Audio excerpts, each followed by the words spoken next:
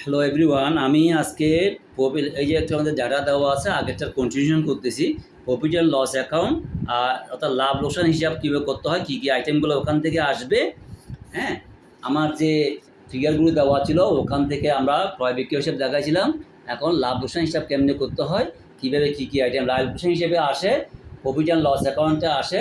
Office চালাতে গিয়ে যে পর্যন্ত ইনডাইরেক্ট খরচগুলা প্রত্যক্ষ না, উৎপাদনের সাথে না, ডাইরেক্ট ইম্পোর্টের সাথে না, ক্রয়ের সাথে না, ডাইরেক্ট বিক্রয়ের সাথে না, অন্যগুলোভাবে অফিস চালাতে গিয়ে প্রশাসনিক খরচ, বেতন, অফিসের কর্মচারীদের বেতন, ভাড়া, অফিসের বেতন, এগুলো নিয়ে ব্যাংকের খরচ চালাতে হয়। এগুলো নিয়ে আমাদের লাভ লোকসান হিসাব তৈরি করতে হয়।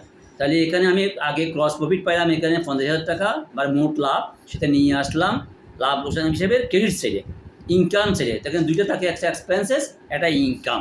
একটা এক্সপেন্সেস, একটা ইনকাম। সেই এক্সপেন্সের ইনকামের করে প্রথম আমি লাভ যে হয়েছে গ্রস প্রফিটটা নিয়ে আসলাম। যদি গ্রস লস হতো তাহলে ডেবিট সাইডে আসতো, গ্রস প্রফিটটা ইনকাম হিসেবে ক্রেডিট সাইডে আসছে।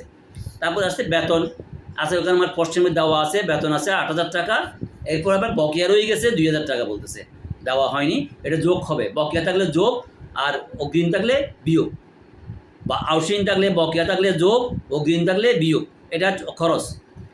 বকেয়া থাকলে যোগ, অগ্রিম থাকলে বিয়োগ। আবার বকেয়া খরচটা আবার লাইবিলিটি হিসেবে চলে যাবে। খরচ বকেয়া থাকলে সেটা লাইবিলিটি হিসেবে যায়, ব্যালেন্স শিটে লাইবিলিটি সেটে যাবে বকেয়া খরচ। তো স্যালারি এখানে বেতন 8,000 টাকা প্লাস 2,000 টাকা হচ্ছে যে বকেয়া বাকি আছে, তাহলে 10,000 টাকা বসাইলাম।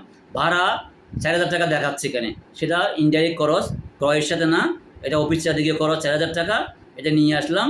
তারপরে হচ্ছে আমার অপচয় করতে বলছে ফার্নিচারের উপর, ফার্নিচারের 20,000 টাকা, তার 10% অপচয়, এটা ইনডাইরেক্ট খরচ, এটা ক্ষতি, লস, এটা আসবে ব্যবসা সম্পত্তি ব্যবহার করতে করতে, তার উপর মূল্যটা কমে যায়।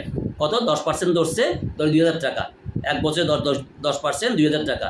তাহলে এখানে মোট গ্রস প্রফিট পাইলাম 50,000 টাকা, আর এখানে আমার 50,000 টাকা দিয়ে বাদ দিয়ে যেটা আসে 34,000 টাকা, 34,000 টাকা আমার মোট লাভ, নেট প্রফিট হয়েছে। সেই নেট প্রফিটটা আবার কোথায় যাবে? নেট প্রফিট সিডি, নিট মুনাফা সিডি, এটা আবার কোথায় যাবে? এটা লাভ ব্যালেন্স শিটের আবার মূলধনের সাথে যোগ হবে। আমার মূলধন আমি কতবার ব্যালেন্স শিটে আলোচনা করছি, এখানেও বাকিটা দিচ্ছে কত সহজ, আরও সহজ, আমরা ইচ্ছে করে ফেলতে পারবা।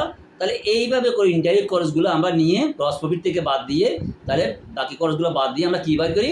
নেট প্রফিট বাই করি। এটাকে বলা হয় লাভ লোকসান হিসাব, প্রফিট অ্যান্ড লস অ্যাকাউন্ট। হ্যাঁ, থ্যাংক ইউ ভেরি মাচ।